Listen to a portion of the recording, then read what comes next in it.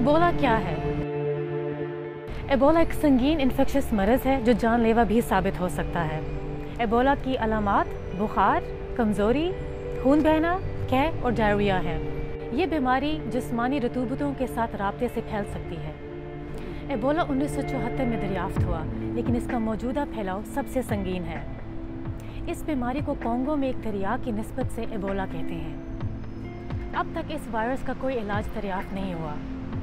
इस वबा से निपटने के लिए मगरबी अफ्रीका से बाहर सफ़र करने वाले अफराद की स्क्रीनिंग की जा रही है। BBC ने इस मर्ज़ से आगाही के लिए व्हाट्सएप पर मालूमात सर्विस का आगाज़ किया है।